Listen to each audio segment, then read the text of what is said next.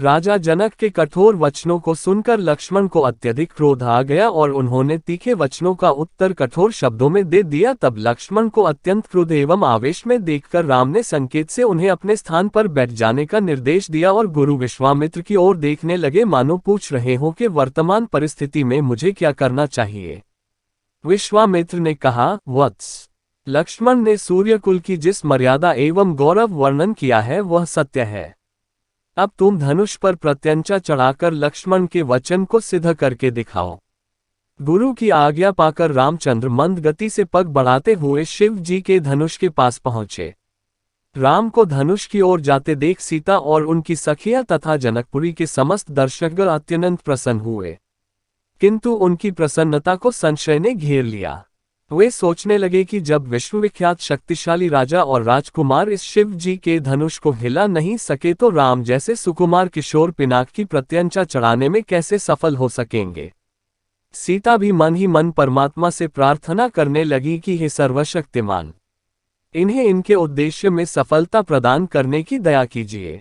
मेरा हृदय भी इनकी ओर आकर्षित हो गया है, अतः इसकी लाज भी आपको ही रखनी है। हे प्रभु, आप अपनी अद्भुत शक्ति से इस धनुष को इतना हल्का कर दीजिए कि यह सरलता से उनके द्वारा उठाया जा सके। धनुष के पास पहुंचकर राम ने धनुष को बीच से पकड़कर सरलता के साथ उठा लिया और खेल ही खेल में उस पर प्रत्यंचा चढ़ा दी। प्रत्यंचा चढ़ाकर ज्यों ही उन्होंने धनुष की डोर पकड़कर कान तक खींची त्यों ही वह धनुष भयंकर शोर मचाता हुआ तड़तड़ा कर टूट गया। उस नाद से अधिकांश दर्शक मूर्छित होकर भूमि पर गिर पड़े। सिर्फ विश्वामित्र, राजा जनक, राम, लक्ष्मण आदि कुछ ही ऐसे लोग थे जिन पर इस भयंकर स्थिति का कोई प्रभाव नहीं पड़ा।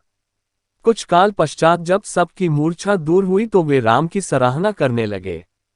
धनुष भंग हो जाने पर राजा जनक ने विश्वामित्र से कहा, मुनिवर, मेरी प्रतिज्ञा पूर्ण हुई, इसलिए अब मैं सीता का विवाह रामचंद्र के साथ करना चाहता हूं। मुझे अपने मंत्रियों और पुरोहित को विवाह का संदेश लेकर महाराजा दशरथ के पास अयोध्या भेजने की आज्ञा दें। विश्वामित्र प्रसन्न होकर बोले, राजन, आपको ऐसा ही करना ही उचित है। अपने मंत्रियों को यह भी आदेश दे दे कि वे राजा दशरथ को संदेश दे दे कि दोनों राजकुमार कुशलपूर्वक यहाँ पहुँच गए हैं। विश्वामित्र के वचनों से संतुष्ट होकर मिथिलापति जनक ने सीता को बुलवाया। वे अपनी सखियों के साथ हाथ में वरमाला लिए मंथर गति से लजाती हुई वहां आई जहां धनुष को तोड़ने के पश्चात श्री रामचंद्र खड़े थे। सखियों ने मंगल गान प्रारंभ किया और लज्जा, संकोच एवं हर्ष के भावों से परिपूर्ण सीता जी ने धीरे से श्री राम के गले में वरमाला डाल दी। तब राजा जनक ने अपने मंत्री को अयोध्या में राम के विवाह का शुभ संदेश भेज दिया। दोस्तों, आगे की वीडियो नेक्स्ट पार्ट में मिलेंगी।